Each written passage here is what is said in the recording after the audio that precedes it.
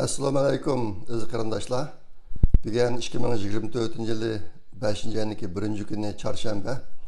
Men 2 haftada bir qatim qildigan naq maydon videoni hozir qilmoqchi. Aslida yine 2 kundan keyin juma kuni yoki shanba kuni qilishim kerakdi. Bu hafta bak oldirash men u chog'da vaqt chiqarish qilsa ko'zim yetmadi. Shunga bugunlam qilay deb 2 kun boldir chiqib qoldim. Kechiringlar. Bugun men Amerikadagi Los Angeles shahrida yashagan Erkin Sadiqovni deyishni taqabdiman. Men bugun yetkazadigan 6 mazmun bor. Asosligi bir Uyg'ur kuzatuvchi to'plagan va egallagan vatanga oid uchurlarni yetkazman bugun. Lekin uni deyishdan burun boshqa bir qancha mazmunlar bor. Oldin shuni deb aytib, vatanniki ishini sal oxirroq deyman. Mazmun sal ko'p. Vatan haqidagi mazmun. Bugun deygan birinchi mazmun Uyg'ur haqidagi xabar. Biz bugun Uyg'urlar degan tor jurnaliniki 51-sonini to'rga chiqardik. Uyg'ur Project Fondiniki to'r betida bor. Men Facebook'ga chiqarib qo'ydim. Ma video tugagandan keyin WhatsApp to'plaridagi o'zim mazmun yo'layotgan to'plarga o'taman uning adresini. Aslida odatda bundan keyin har bir sonniki mundarisini o'qib bitay deb o'ylagan. Bugun sal jiddiylashib qoldim, vaqt qiz. Shunga o'zinglar ko'rib olinglar. Jurnal to'g'rida bor. Uni haqsiz tushira olasizlar, o'qiy olasizlar. Andan keyin bu qatim bugun degan cho'naq xabar shu juma kuni shanba 3 kun Dünya Uyg'ur qurultiyi Germaniyaniki Myunxen shahrida Dünya Uyg'ur qurultiyiniki qurilganligining 20 yilligini tabriklash faoliyatini o'tkazmoqchi. Hozirgi mo'ljalda 350 tak mehmonlar kelish mumkin, Uyg'urlar chet elliklar bo'lib. Shunga bu haftadagi cho'naq xabar shu bo'ladi endi. Dünya Uyg'ur qurultiyiga oid jaboliq jiddiy tayyorlik qilyapti bu ishlarga. Bu ishlar bo'lgandan keyin men sizlarga bu haqda keyingi videolarni so'zlab beraman. Buguncha shuncha deb turay. Anaki bugungi deyilgan ikkinchi mazmun, men tunugun NASA haqida bir xabarni Facebook'ga chiqarib qo'ydim. NASA'niki Yingnachuq deb atalgan bir tikkuchar bilan o'xshaydigan bir olam ushqurini Saturn degan planetaniki Titan degan hamrohiga avatish bir qurilishi bor.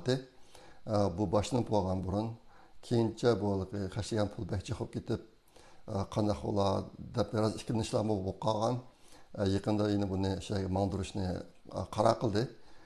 Bu Yingnachuq degan olam ushquri 2028-yili yer sharidan ayrilib shu Titanga qarab mangadi.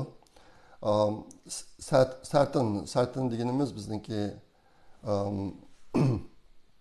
Mercury, Venus, Yer shari, Mars, Jupiter, Saturn degan 5-planet. 5-planet. U bir gaz planet, qattiq emas gaz planet. Saturn degan planetning o'zida jonliqlarning yashashi ancha mumkin emas. Lekin uning cho'ng hamrohilari bor. Uniki birisi shu Titan. Ma'u Yingnachuq degan olam shu Titanga bormoqchi. Ikki maqsadda. Birisi kimyalik davrlik elementlarniki mavjud bo'lish ahvoli Titanda. Buni tekshirmoqchi. Ikkinchisi Titan degan sharda jonliqlar yashayoladi yo'q.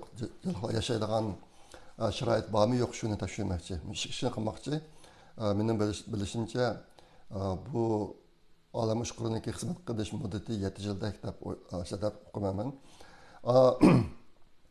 Nima Saturn'daki biz bilan bo'lgan orlig'i 1194 million kilometr keladi ekan.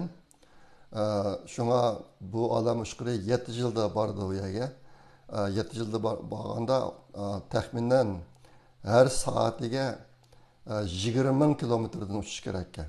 7 yilda berib bo'lish uchun 1 soatiga 20 ming kilometrdan uchib bordi ekan. Xabarlarda bor mashina odatda biz 100 km, 120 km tezlikda haydaymiz. aeroplanlar 500 kilometrdan 700-800 kilometrlar tezlikda uçuyordu saat degende. Mao yıllığı 20 bin kilometr uçup 7 yılda bardı eken. Bazı qarindoshlarimiz Facebook'ta menden savol so'rabdi. Bu şu 7 yil jarayonida bundan ketadigan energiya nereden keladi? Bu sürkülüş ta'siri bilan bu olam ushquriniki posti suyulib o't ketadigan ish bo'lmamdi deb so'rabdi. Xabarda biz yer sharidan ayrilib 80 kilometrdek uçqandan keyin osmonga qarab atmosfera tugaydi. Yer sharini qaplab turgan atmosferaniki qalinligi 80 kilometr. Undan keyin atmosfera yo'q, haqiqiy bo'shliq. Haqiqiy bo'shliq bo'lg'achqa olam ushqur bilan surkiladigan havo yo'q, surkilish kuchi yo'q u yerda. Ondan keyin olam ushquriniki uchishiga to'sqinlik qiladigan kuchim yo'q. Hech qanday to'saqsiz mangdi. Shunga NASA'dagilar mustaq alam ushqurlarini odatda dastlabda yer sharida aylantirib bir raqatim yer shariniki tortish kuchidan foydalanib buni o'sha 20 ming soatiga 20 ming kilometr mangadigan tezlikka akildi. Akilib shu qo'nda bir ishtirib o'tadi. Undan keyin bu alam ushqur o'zi mangadi. Yer sharidan soatinga bog'ichidek energiya ketmaydi buningga. Energiya ketmaydi, abaytaman degandek havo bo'lmag'achqa, hech qanday to'sqinlik kuchi bo'lmag'achqa bu olam ushqurini buzitadigan boshqa narsalar yo'q. Endi thrust degan bir narsa bor, yo'nalishini to'g'rilash uchun sal qiyib ketib qolsa, uni to'g'rilab qo'yadigan narsalar bor, bir narsa portlab chiqadi, shu orqali sal yo'nalish o'zgartirib bo'ladi. Lekin uni oqsini ishtirib mangdigan bunday bir kuch kerak emas. Buni shunday deb qo'yib berdi. Vaqt kelgancha sizlarga bu vaqtda uchirib beraman. Deganda uchinchi mazmun xalqaro xabar. Bu jihatda buni qisqa to'xtalmayman. Yaqinda bo'lgan cho'nroq bir ish Amerikaniki tashqi ishlar ministri Blinken Xitoyga bordi. Xitoyga berib 3 kundek ziyorat qildi. Bu qatam Blinkenni Xitoylar biroz bo'zaq qildi. Kutib olish jihatda ko'zga ilmay dastlab uchib borgan vaqtida Guangzhouga tushibdi ekan. Guangzhouga tushsa Guangzhou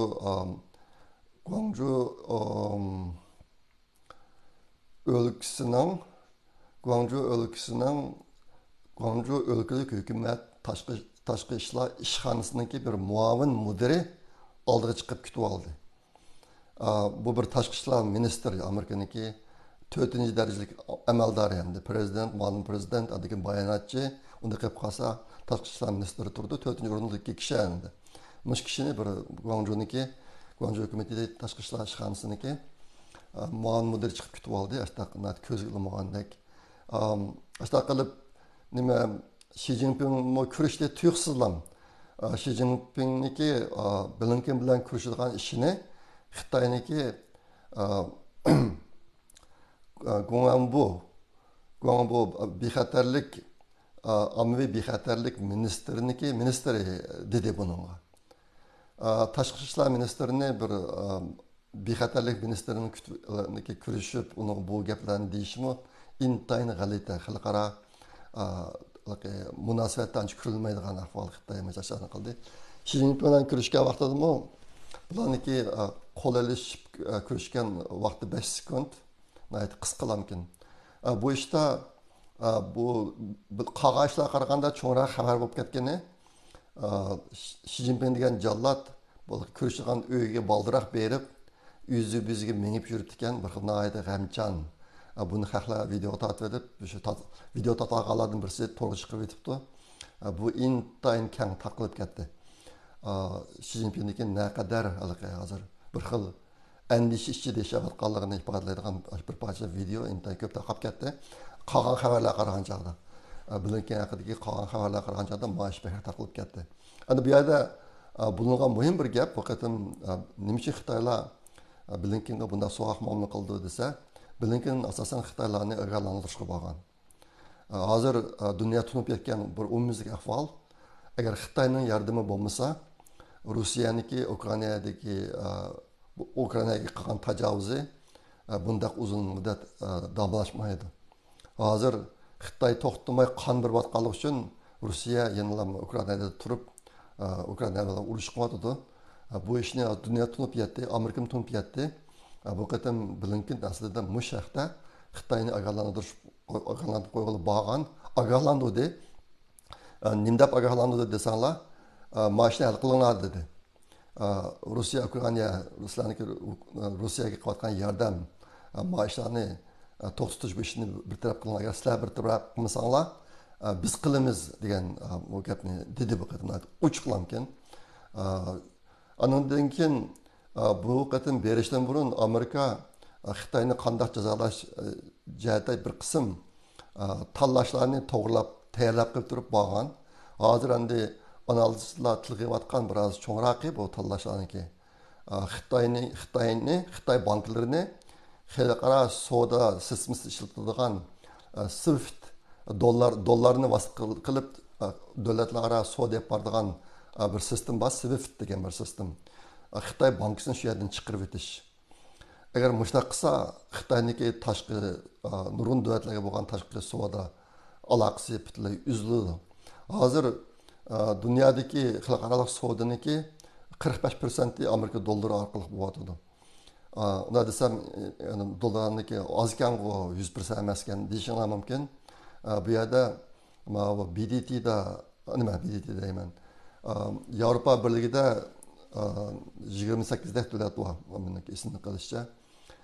Bu 28 davlatlarning hammasi yevro ishlatadi. Ular o'zaro savdo qilgan chog'da dollar orqali qilmaydi, yevro bo'yicha bir bas qilaverdi. Undan keyin ular muxlislar Amerikadan qolsa Yevropa Birligi dunyodagi ikkinchi cho'ng iqtisodiy gavda. Ashta bu boshqa ular nurg'un qismini shu yevroda qiladi. Shunga asosan dollar bilan yevro mushkilasi bo'ladi xalqaro savdolar. Agar Xitoy banklarini SWIFT sistemidan chiqarib olsa, Xitoyniki nurg'un davlatlar bilan bo'lgan savdosi o'ladi endi. Ashta bu boshqa hozir Xitoyniki eng cho'ng g'am qilayotgan ishiniki birisi shu. Bu qatam mushtaq vositalarni tadbirlarni to'g'rilab tayyorlab qo'yib turib, Blinken Xitoyga borgan. Bu qatam yaqinda bo'lgan ikkinchi cho'ng ish Tesla shirkatining quruvchisi Elon Musk Xitoyga bordi. Aslida Hindistonga bormoqchi ekandik. Bir haftadan oldida Hindistonga boradigan u nimani safarni bekor qilib, ma'abda tuyuqsizlam Xitoyga bordi. Xitoy Elon Musk'ni naiti qizg'in kutib oldi. Oldiga Xitoyning jurnalisti Li Chang chiqdi, aydirmoq masalanga. Li Chang ko'rishdi. Bu bir po'cha ko'rish boshlab qildi. Bu qatam Elon Musk'niki bunda Xitoyga oldirab berib ketishning bir sababi bor. U nima desanglar, Elon Musk 8-oylarda shoferi yo'q taksi mashinasini ishga solmoqchi, masalan Amerikada. Şoförü yok, taksi maşinesi. O maşina qanday desanglar bir sanduq. Rolum yok oniki. Rolda şoför o'tirgan o'rindig'im yo'q. Sizlar bir taksi mashinani bursanglar, mashina uyingizga keladi. Ama ichida odam yo'q. Zalga chiqib bir sanduqni chiqib o'tirsizlar, mashinasini olib qo'yiladi. 8-oyda mashinasini yo'l qo'ymoqchi. Mush narsani butun dunyo bo'yicha yo'l qo'yish maqsadi var Elon Musk'niki. Endi shuni qilish uchun agar Muşu maşina agar Xitoyda ishlasa, dunyoniki boshqa har qanday yerda ishlaydi. Xitoy o'tganda Elon Musk'ni intayin qisqan.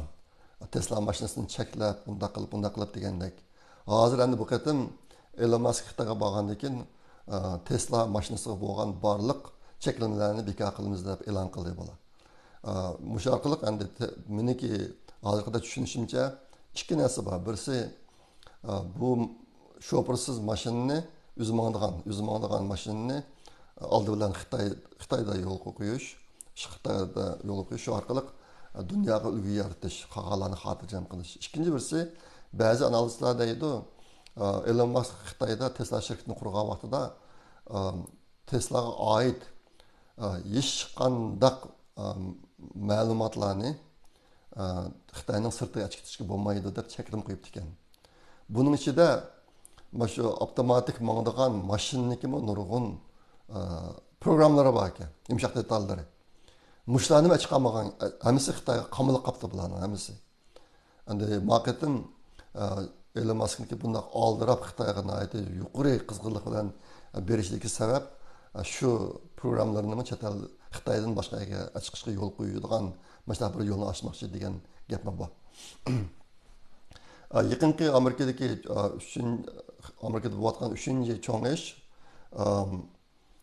xabarlarda bor. Amerikada Isroilga qarshi namoyishlar oliy maktablarning ichida bo'lib New Yorkdagi Columbia University, anadagi boshqa cho'ng maktablar, bizning miyadagi Janubiy Kaliforniya Universitetida bo'layotdi. O'quvchilar namoyish qilib, anakin maktablarning maydonlariga raxtdan sinilgan uylarni qurib, shu yerni yetib olib, egallab olgan ishlar bo'lib ketgan. Hozir necha kun bo'ldi, soqchilar bu o'quvchilarni tozalayotdi. Bir qismini qo'lga olyotdi. Bu nima bo'lyotdi desanglar, bu yaqinda bayqalgan ahvol. Birisi namoyish qilgan o'quvchilar o'zining nima qilayotganligini bilmay chiqayotganlarmi bor ekan. Buni televizorlarda berdi. Yana birisi sirtning odamlari o'quvchi qiyofatiga kirib, maktabga kirib, qalamqoncha chiqarayotgan ahvollar bor ekan. Ig'ir gap bu ahvol. Shunga hozir yaqinda tozalash epiryotida Amerikada. Buni oxiri nega bordi, buni bilmayman. Men o'tganda biroz deb qo'ydim sizlarga. Shu Isroil bilan Falastin, Yahudilar bilan Falastinliklar degan mushtaq munozirga talash tortishgan ish kirmagan yaxshi. Bu ishlar bek murakkab. Falastinliklar zulm uchirdi, lekin Uyg'urlar uchirgan zulm uningdan natijasi ko'p. Hozir qadar Uyg'urlarni qo'llab, undaq namoyishniki undan bir qismi bo'lib boqmaydi. Dunyoning qanday yerida bo'lmasin, bizniki bek dardimiz cho'ng, aniki maoshlar murakkab. Qandaqdir darhallam bir tarafni %100% bir tarafni tanlab olmaydi. O'tgan qatimliq videoda New Yorkda o'tgan bir yig'inni ahvolini tanishtirdim. Elie Wiesel fondi jamiyatiniki Uyg'urlar uchun $200 ming pul ajratib bir ilmiy doklad yig'ini o'rashtirib berganligin. Yahudi xalqning ichida mana xalqlar bor. Men misol qilib aytaman, lekin sizlarga deb qo'yay. Xitoy hukumati 2014-yildan boshlab o'ziniki minglagan saqchi kadrlarini Isroilga avatib, musulmonlarni qanday bostirish texnikasini o'rganib kelgan. Uyg'urlarni bostirishdan burun. Isroil hukumati Xitoyga mushtardagi texnikalarni o'rgatgan masalan. Meniki bu ishlar bek ziddiyatlik, murakkab deyishimga sabab shu. Hozir xalq qo'llaydi, hukumat anda ishlar bor. O'xshash ish musulmon dunyosida mavjud. Xalq bir xil, hukumat bir xil. Shunga biz ularning ichiga kirib,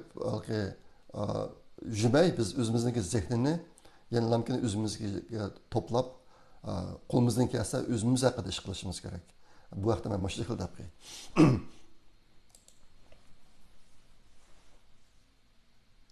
Endi 4-mazmun Xitoy xabari.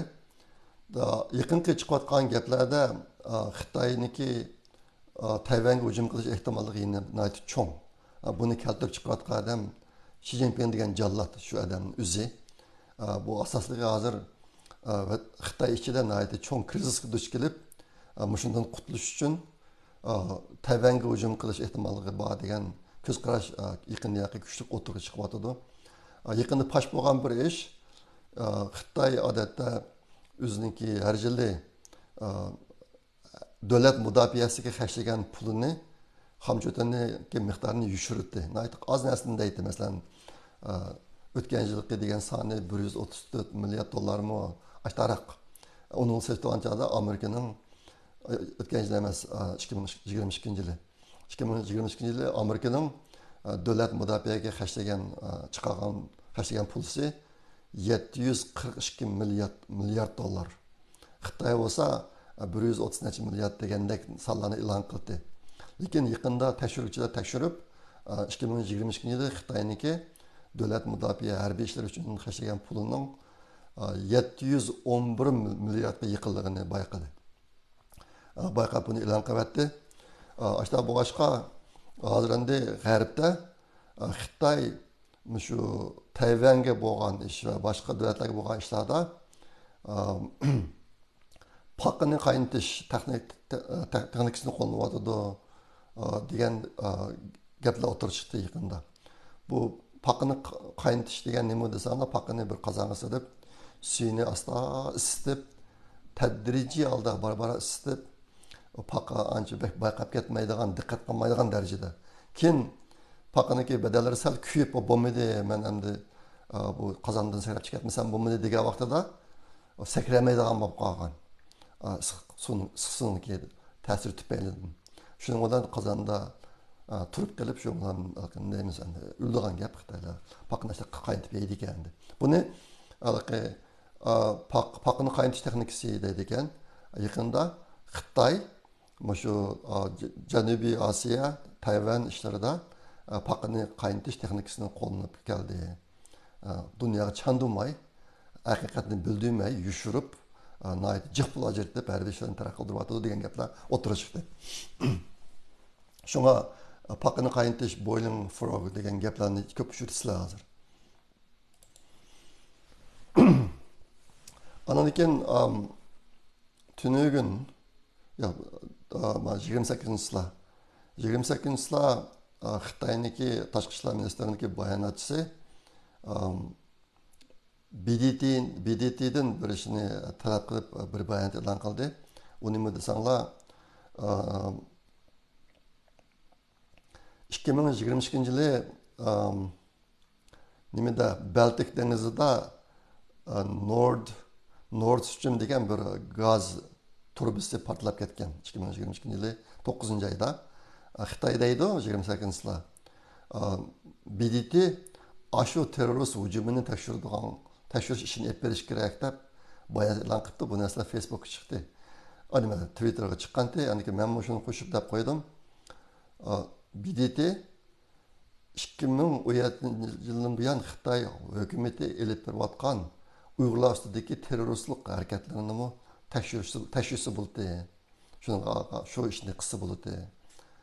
Mushu Xitoyniki terroristlik harakati tufaylidan mening mo'ljarimcha kam deganda 1 million Uyg'ur o'lib ketdi deb men Facebook, Twitterda deb chiqarib qo'ydim. Xitoydagi o Baltik dengizidagi terrorist harakatini tashvish kerak debdi.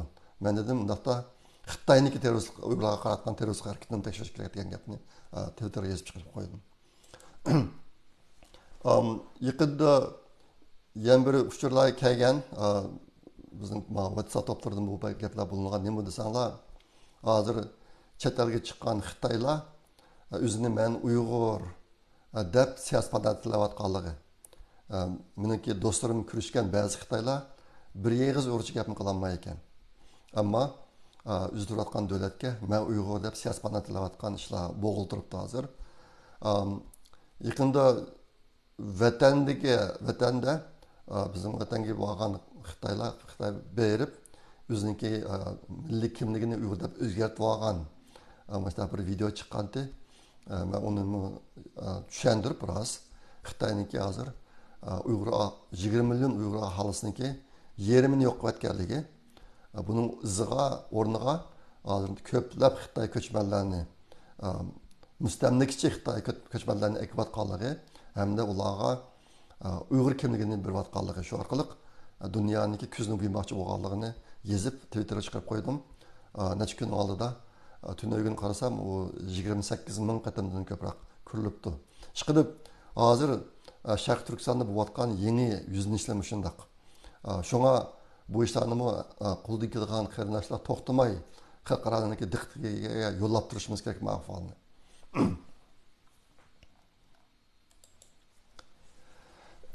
Endi 5-mazmun degan deydigan vatan haqidagi mazmun.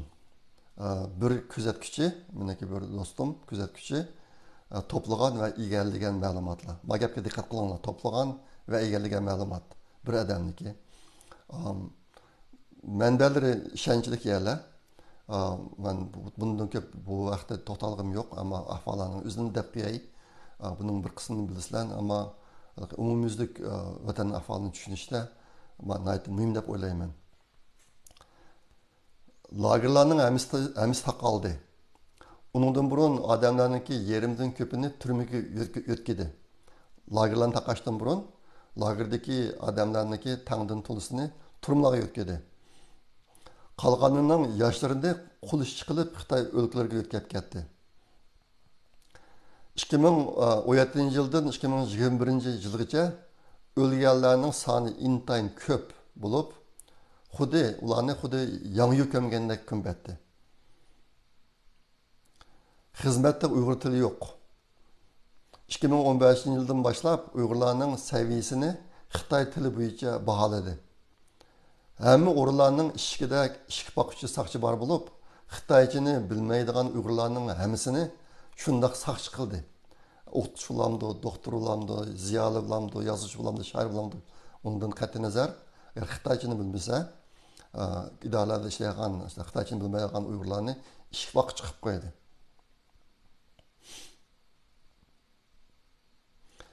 Uyg'urchani hozir Uyg'urlar faqat uyda ishlataoladi. Sirtda ishlatish mumkin emas. Boshqa yerda Uyg'urcha so'zlashamaydi. Uyda Uyg'urcha kitob saqlashga bo'lmaydi. Uydagi kitob jasida Xi Jinpingning kitobidan boshqa kitob yo'q. Uydan bir Uyg'urcha kitob chiqib qolsa, o'yining egisini 10 yil kesib etadi.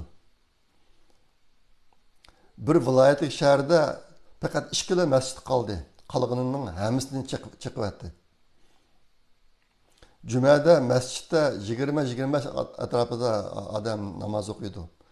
Burunqidek minglagan odamlar berib namoz o'qiydigan ishlar yo'q. Uyg'urlarni hammasi shunday qo'rqib ketdi. Undaq namoz o'qiydigan, diniy tarbiya edadigan ishlar butunlay %100 yo'qolib ketdi. Odam o'lib ketsa, namozi tushirilmaydi. Bu bir umumimizlik hamma odam qabul qilgan ahvolga aylandi.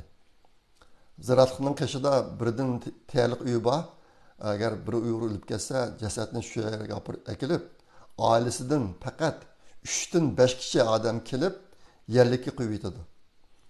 Shu ziraatlikqa yerlikka qo'ydiganga faqat bir oiladan 3 dan 5 kishi odam bora oladi. Burunqidek namozni tushirdigan ishlar butunlay tugadi.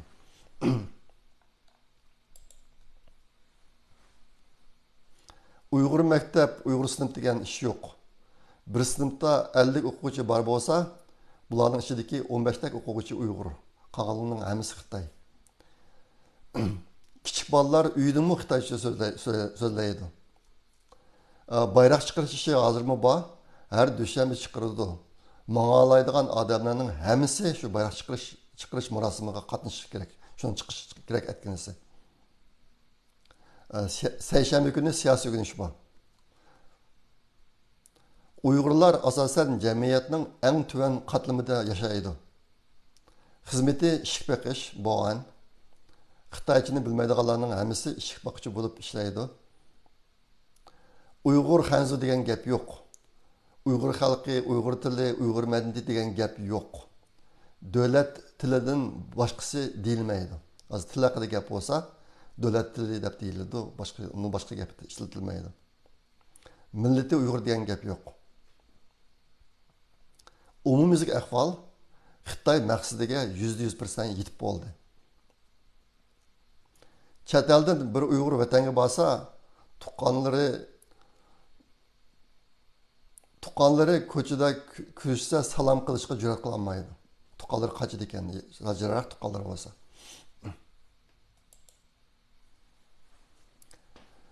Oshxonaning har bir ayrimxonasida birdan kamera bor. Ishki har vaqt ochiq turishi kerak. Butun jamiyatda kameralar o'rnatilib ketdi. Chet eldan bir Uyg'ur borsa, Aydirimdan uyiga sochlar akilib qo'ydi. Soch mashinasida olib borib qo'ydi ekan uyiga. Bir Uyg'ur vatanga berib qaytishida Urumchidagi 5 mehmonxonaga kirsa, hammasi yotoq bermadi. Shuning bilan aeroplan stansiyasi yenidagi bir 5 yulduzli mehmonxonaga tushdi. U mehmonxona Xitoyning mehmonxonasi. Lagerda ikki ish nayt ig'ir darajada yuz berdi. Uning birisi meni yuyish, shu partiyaniki hujjatlar deganni qayta shuni uyinishga silib, aşağılık menisini yuyish. Ikkinchisi qattiq inqistoq bilan qo'rqitish. Bu kishilarni o'qish bitirdi deydi Xitoylar. Ashta qilishdan burun İşte qattiq qiynab, birisi mingsini juyib, ikkinchisi intayin qattiq qo'rqitib dedi. Shu orqali bu odamlarni o'zgartdi rasmiy. Hozir lagerdan chiqqanlar asosan o'zgarib ketdi boshqa bir insonga. Bu jihatdan Xitoy maqsadiga yüz yetdi. Kuzatuvchiniki bir 60 yoshga kirgan akasi bor ekan, shu hozir to'xtamay lagerga yetib chiqqan ekan, to'xtamay Xitoyni maqtaydi deydi. Maqtab o'tirdi deydi. Hozir idorada ishlaydigan ayollarning hammasi restoranlarda aqaraq ichadigan bo'lib ketibdi.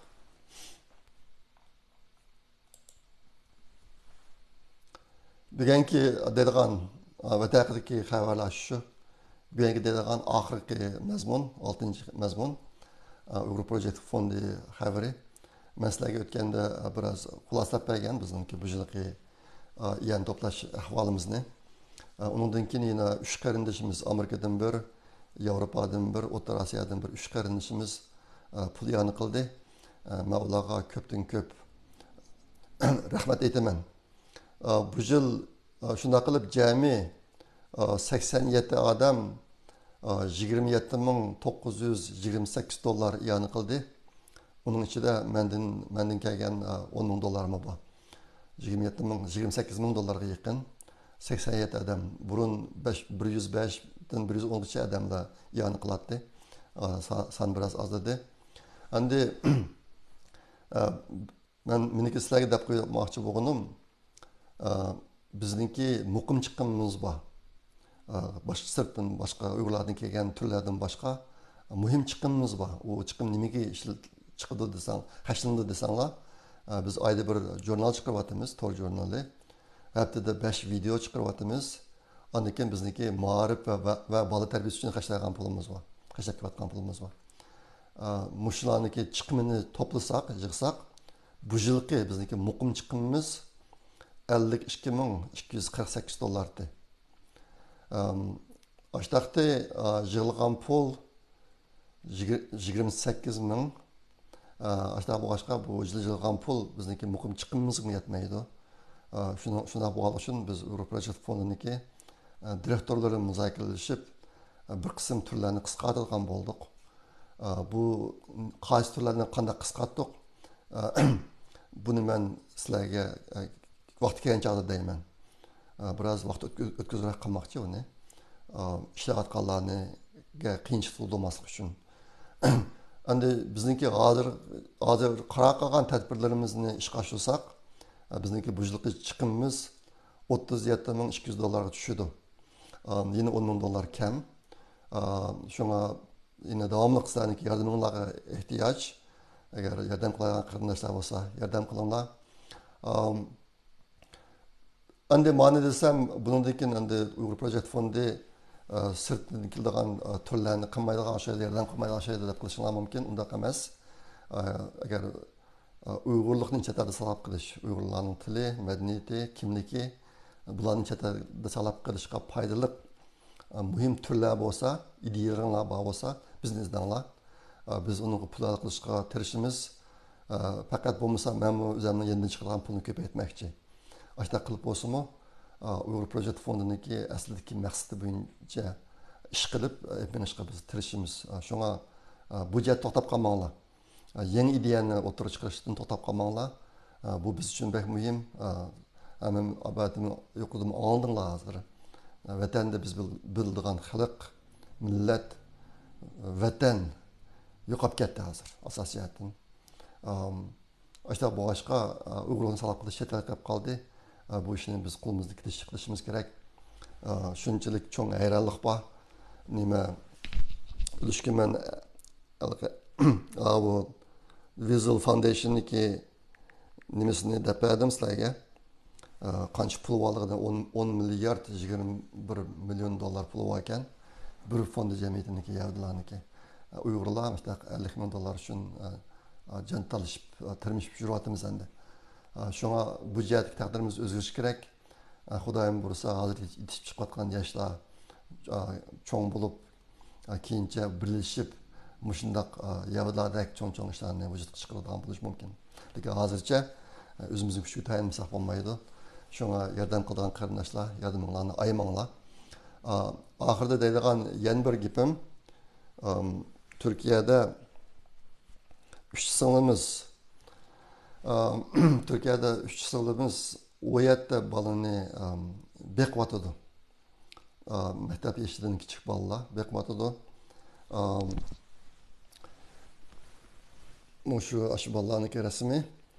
Anından keyin bu balalarniki yerimidek kısmı o yerdə balaniki yetim balalar. Qağalarniki dadısı yok. Apsalda yaşayan qallar balalar. Ma bu üç o'qituvchi singlimizninki birisining yo'ldoshi tugab ketgan, birisining yo'ldoshi vatan ketib yo'qolib ketgan, yana birisining yo'ldoshi vatanga berib lagerga ketib shuning bilan izdirga bo'lmayotgan degandek singillar bular. Sharoit intayin nachar. Men bularni sinfiga kirib boqqan ganjda bo'lgan vaqtimda. Ashta qilib bolalarni ashta beqib ketyotidi. Hozir Turkiyada yashash pek tasib ketdi. Ashta bo'lg'ashqa agar mush o yerda bola uchun savobli ish qilay degan qarindoshlar bo'lsa, agar $100 pul bersanlarmi, hozir $100 pul 3200 liradek pul endi. Bular uchun cho'ng yordam bo'ladi.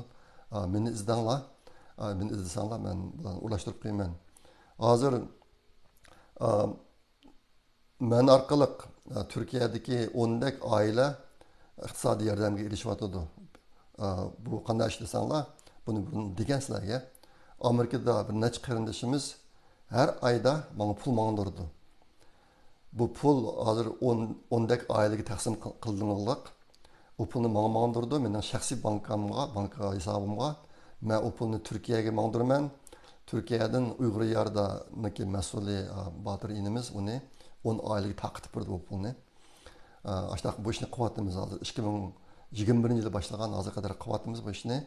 Şuna agar mavu u yerda balalarga yordam qilay desanglar, pulni menga o'tib bersanlar, men shu 10 oilaniki pulsidan qo'shib o'tib beraman. Uni Botir inimiz shu yasliga o'tib berdi. O'sha qilib yordamni qilish oson endi. Bu sistem bor bu yerda. Demakchi o'g'lim, sizlar pulni menga o'tib bersanlar, qarashni biz qilib o'tamiz. Shu buni bir daqiqa dedim. Bu bir savob ish qilishning yaxshi fursati bo'lsa o'tish qo'yasizlar. Mesela buludu, bugün çıkan Uygurlar degan jurnalning 51 soni bo'lsa, uzanlarni o'qib taqdim qilinglar. Kelar qatim ko'rishcha omon bo'linglar. Xayr xo'sh, Allohga omonat.